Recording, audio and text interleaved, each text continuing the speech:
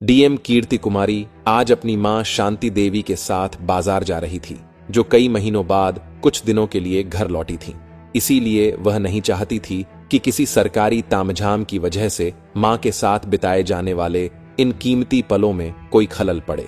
तभी कीर्ति ने एक बंद पड़ी दुकान की ओर इशारा करते हुए कहा, मां, आपको याद है वह सामने वाली दुकान? बचपन में यहां से आप मुझे स्कूल के लिए सफेद रिबन दिलाया करती थीं। उनकी बात सुनकर शांति देवी मुस्कुराई। हाँ बेटी, और तू हमेशा 2 की जगह 4 रिबन की जिद करती थी। तू कहती थी कि 2 खो जाएंगे। दोनों हंसते बतियाते आगे बढ़ रही थीं। वे अपनी ही दुनिया में मग्न थीं, लेकिन उन्हें क्या पता था कि कुछ ही पलों में उनकी यह खुशियों भरी दुनिया तहस नहस होने वाली है। तभी बाजार की गुनगुनाहट को चीरती हुई 3-4 पुलिस मोटरसाइकिलों का खौफनाक सायरन गूंजा। बाइक्स तेजी से भीड़ को हटाती हुई अंदर घुस गईं। हर बाइक पर 2-2 सिपाही बैठे थे, जिनके चेहरे हेलमेट के काले शीशों के पीछे छिपे थे, लेकिन हाथों में लिए डंडों से उनकी नीयत साफ झलक रही थी। एक हवलदार चिल्लाते हुए बोला, चलो हटो, सब रास्ता खाली करो, दुकान के अंदर जाओ, ऊपर से हुक्म है, साहब का काफिला निकलने वाला है। यह सुनते ही बाजार में भगदड़ मच गई। लोग डर के मारे अपनी दुकानों और ठेलों को अंदर खींचने लगे। जो बाजार अभी जिंदगी से भरपूर लग रहा था, अब वहां एक अजीब सा डर पसर गया था। एक सिपाही ने फूल बेच रही बूढ़ी औरत की टोकरी पर लात मार दी, जिससे सारे गेंदे के फूल सड़क पर बिखर गए। एक लड़का यह सब अपने मोबाइल में रिकॉर्ड करने की कोशिश कर रहा था। तभी उसके गाल पर एक जोरदार थप्पड़ पड़ा।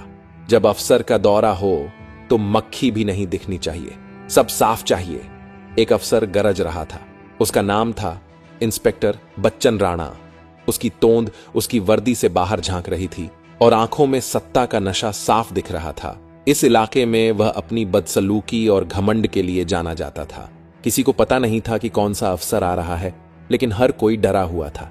यह तमाशा यहां लगभग रोज होता था।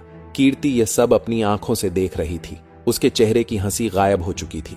उसकी आंखों में एक अजीब सी खामोशी थी। वह बाजार, जहां उसकी मां ने अपनी पूरी जिंदगी गुजारी थी, आज उसी जगह वर्दी पहने लोग आम इंसानों के साथ ऐसा बर्ताव कर रहे थे जैसे वे किसी के गुलाम हों।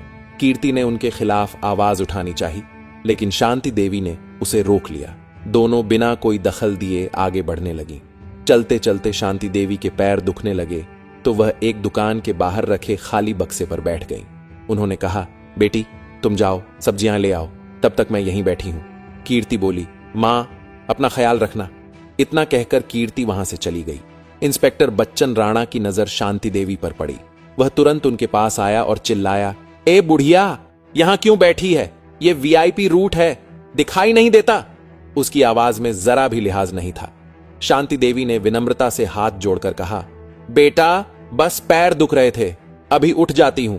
इंस्पेक्टर राणा ने जहरीली हंसी हंसी। तेरी उम्र के बराबर तो मेरी नौकरी हो गई है, तुम जैसे लोग ही गंदगी फैलाते हो। रुक, अभी सिखाता हूं तरीका। और उसने एक जोरदार थप्पड़ जड़ दिया। उस थप्पड़ की आवाज हवा में गूंजी, जैसे उस एक आवाज ने बाजार के हर शोर को निगल लिया हो। लोग पत्थर बनकर खड़े रह गए। किसी के मुंह से एक शब्द नहीं निकला।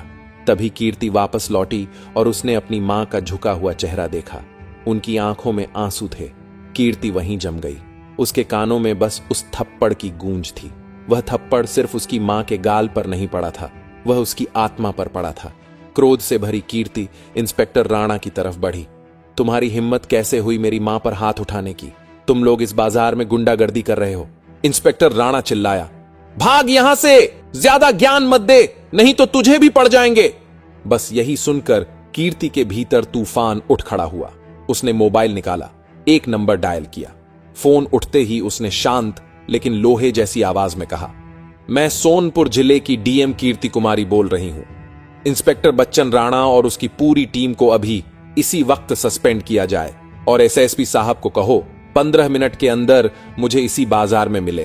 फोन रखते ही कीर्ति ने अपनी मां को उठाया, उनके आंसू पोंछे और सीने से लगा लिया। लोग सन्न होकर देख रहे थे कि यह लड़की कौन है जिसने एक फोन से पुलिस महकमे में हड़कंप मचा दिया। इंस्पेक्टर राणा का चेहरा सफेद पड़ चुका था। ठीक 15 मिनट बाद एसएसपी की गाड़ी सायरन बजाती हुई पहुंची। एसएसपी लगभग दौड़ते हुए उतरे। मैडम, बहुत बड़ी गलती हो गई। कीर्ति ने हाथ उठाकर रोका। यह गलती नहीं है एसपी साहब, यह बहुत बड़ा अपराध है। यही बाजार के सामने इंस्पेक्टर राणा और उसकी टीम को सस्पेंड कर दिया गया। उन्हें जबरदस्ती जीप में ठूंसा गया। भीड़ तालियां बजाने लगी। किसी ने नारा लगाया, डीएम साहिबा जिंदाबाद। शांति देवी की आंखों में आंसू थे, लेकिन इस बार ये गर्व के आंसू थे। उस रात कीर्ति अपने सरकारी बंगले पहुंची, पर उसका मन शांत नहीं था। उसने जन सुनवाई नाम की फाइल खोली, जिसमें ऐसे दर्जनों मामले दबाए गए थे। कहीं पुलिस की अवैध वसूली, कहीं बेगुनाहों पर झूठे केस, कहीं किसी गरीब की एफआईआर तक न लिखना। कीर्ति समझ चुकी थी, लड़ाई इंस्पेक्टर राणा से नहीं, लड़ाई उस सोच से है जो वर्दी को इंसानियत से बड़ा समझती है। अगली सुबह कीर्ति कुमारी ने डीएम की गाड़ी नहीं बुलाई। उसने एक साधारण सा सलवार सूट पहना और एक आम लड़की की तरह अपनी बुलेट बाइक पर बैठकर निकल पड़ी। उसकी मंजिल थी थाना सूरजपुर, क्योंकि सबसे ज्यादा शिकायतें यहीं से थीं। वह थाने पहुंची तो पहरेदार ने उसे रोक लिया। कहां, किससे मिलना है? कीर्ति ने घबराई हुई लड़की की एक्टिंग करते हुए कहा, एक शिकायत दर्ज करवानी है। इतना बोलकर वह अंदर चली गई। अंदर इंस्पेक्टर दरोगा गजेंद्र सिंह पान चबाता हुआ बैठा था। उसने कीर्ति को ऊपर से नीचे तक देखा और बोला, क्या हुआ, किसके खिलाफ शिकायत है? कीर्ति नरम भाव से बोली, यहीं के कुछ पुलिस वालों के खिलाफ। वो मेरे भाई को कल रात घर से उठाकर ले आए हैं और छोड़ने के लिए पैसे मांग रहे हैं। दरोगा गजेंद्र जोर से हंसा, अच्छा, पुलिस की शिकायत पुलिस से ही करने आई है? चल भाग यहां से, ज्यादा नाटक किया तो तुझे भी अंदर डाल दूंगा। कीर्ति हल्का सा मुस्कुराई। तभी दरवाजे से वही एसपी अंदर आया जो एक दिन पहले कीर्ति के एक फोन पर बाजार में दौड़ता हुआ आया था। दरोगा गजेंद्र और सिपाहियों की आंखें जैसे ही एसपी पर पड़ी, सभी तुरंत खड़े हो गए। दरोगा गजेंद्र सिंह तेजी से सामने रखी कुर्सी के पास गया, उसे अपने हाथों से साफ करने लगा और बोला, साहब बैठिए। एसपी जैसे ही कुर्सी पर बैठने वाला था, उसकी नजर कोने में खड़ी कीर्ति पर पड़ी। वह तुरंत खड़ा हो गया। उसकी आंखें फटी की फटी रह गईं। एसपी को इस हालत में देखकर दरोगा गजेंद्र सिंह के भी होश उड़ गए। उसके मन में सवाल उठने लगा, इस लड़की को देखकर एसपी साहब का चेहरा इतना पीला क्यों पड़ गया? उसने धीरे से पूछा, साहब क्या हुआ? एसपी ने गुस्से और डर के मिले जुले स्वर में दरोगा गजेंद्र पर फटकार लगाई, इस मैडम को कुछ बोला तो नहीं ना? यह सुनकर मानो गजेंद्र के पैरों तले से जमीन खिसक गई हो। एसपी साहब तुरंत दौड़ते हुए कीर्ति के पास गए और बोले, मैडम मैंने आपको देखा नहीं, मुझे माफ कर दीजिए। यह देखकर मानो दरोगा गजेंद्र जमीन में धंस गया हो। उसकी आंखों में डर साफ छलक रहा था। वह घबराकर बार बार एसपी की तरफ देख रहा था और फिर उसके सामने खड़ी कीर्ति की तरफ। कीर्ति अब मुस्कुराना छोड़कर गंभीर हो गई। उसकी आंखें तेज और सख्त हो चुकी थीं। वह धीरे धीरे आगे बढ़ी और दरोगा गजेंद्र के सामने खड़ी हो गई।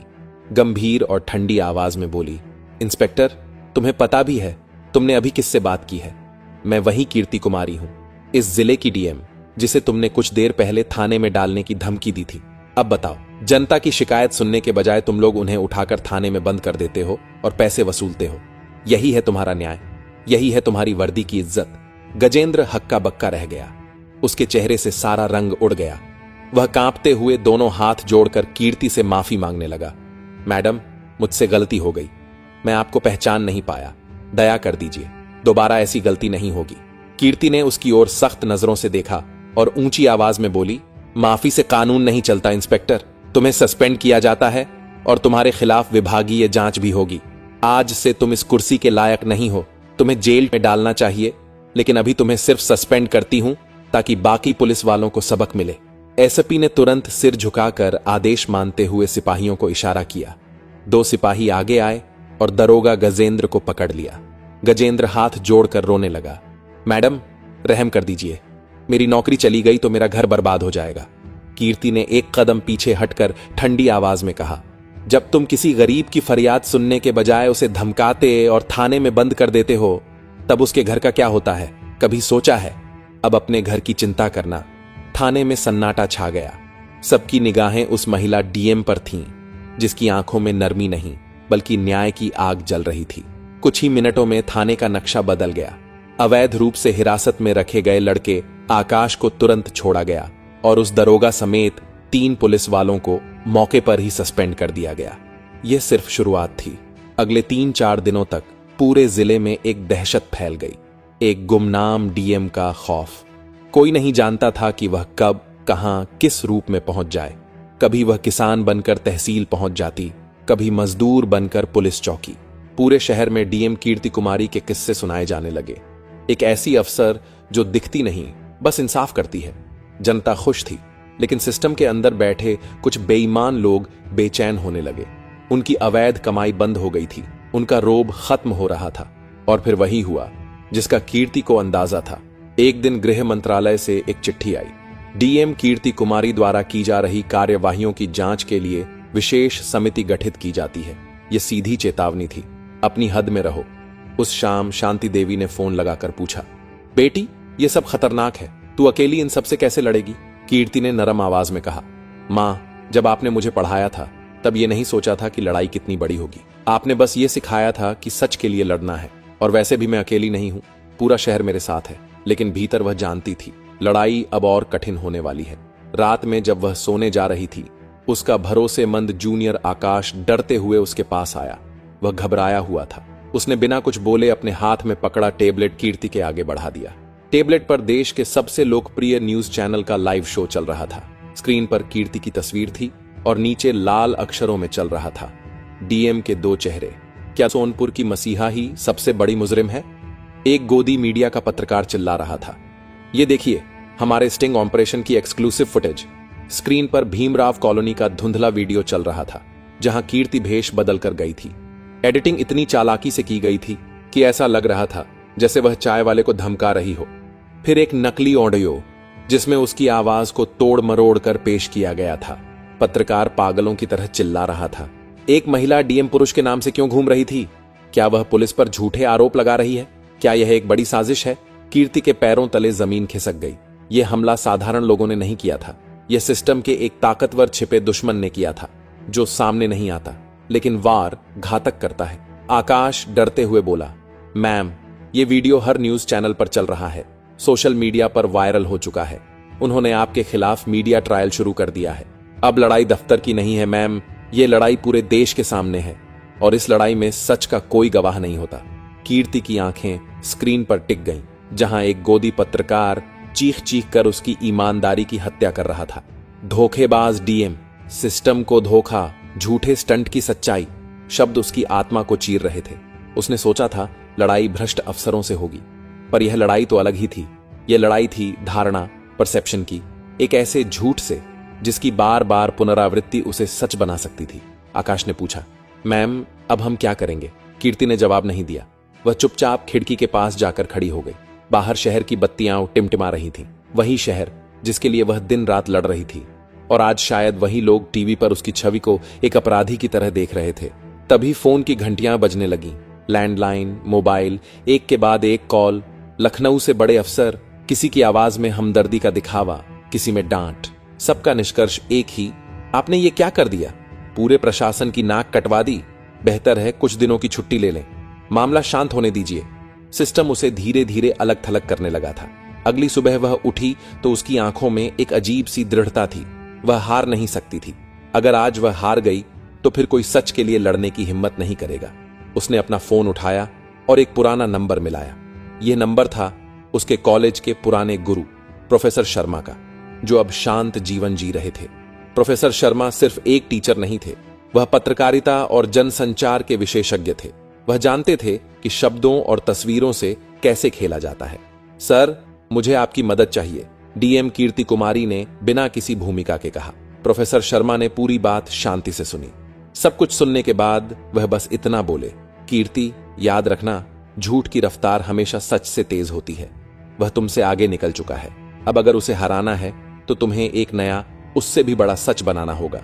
तुम एक झूठ का जवाब 100 सबूतों से नहीं दे सकती। तुम्हें एक कहानी का जवाब एक ज्यादा सच्ची और ज्यादा असरदार कहानी से देना होगा। यह शब्द कीर्ति के लिए एक दिशा निर्देश की तरह थे। वह समझ गई कि उसे क्या करना है। उसने तुरंत आकाश को बुलाया। आकाश, पिछले 4 दिनों में हमने जितने भी थानों और चौकियों पर कार्रवाई की है, उन सब की वीडियो फुटेज, सस्पेंशन ऑर्डर की कॉपियां और सबसे जरूरी उन सभी लोगों की लिस्ट निकालो जिनकी हमने मदद की है। अगले 2 घंटे तक कीर्ति और आकाश सबूत इकट्ठा करने में लगे रहे। उनके पास सूरजपुर थाने से छुड़वाए गए बेगुनाह लड़कों 100 के बयान थे। भीमराव कॉलोनी के उन लोगों के वीडियो थे जो सालों से पुलिस के अत्याचार से परेशान थे।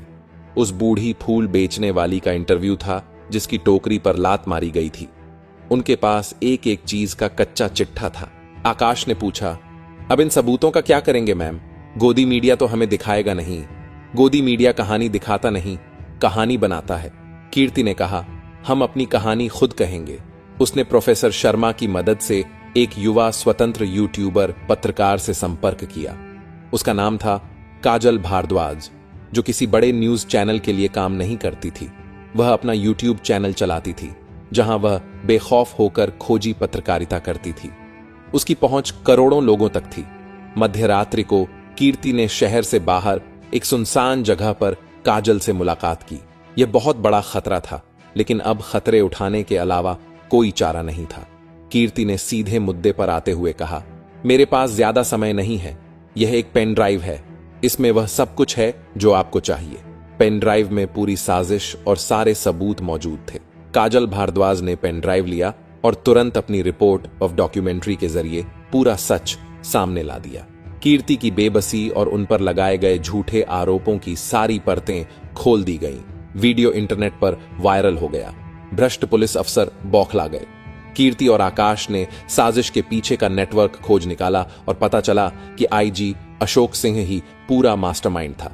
उसकी ईमानदार छवि के पीछे 20 साल पुराने अपने अतीत का एक काला राज छिपा था, जिसमें कीर्ति के पिता की हत्या और केस दबाना शामिल था। कीर्ति ने बूढ़े हवलदार राम से अपने पिता की हत्या का डाइंग डिक्लेरेशन दर्ज करवाया। उसके पास अब आईजी अशोक सिंह के साम्राज्य को ध्वस्त करने के पुख्ता सबूत थे। राज्य की उच्च स्तरीय जांच समिति के सामने सबूत पेश किए गए और आईजी अशोक सिंह को बर्खास्त कर दिया गया। 20 साल बाद वह और उसकी मां शांति देवी वहीं गए जहां उसके पिता की मौत हुई थी। अब वहां डर नहीं, सिर्फ सुकून था। शांति देवी की आंखों में गर्व और खुशी थी। कीर्ति ने अपनी और अपने पिता की लड़ाई पूरी कर दी थी।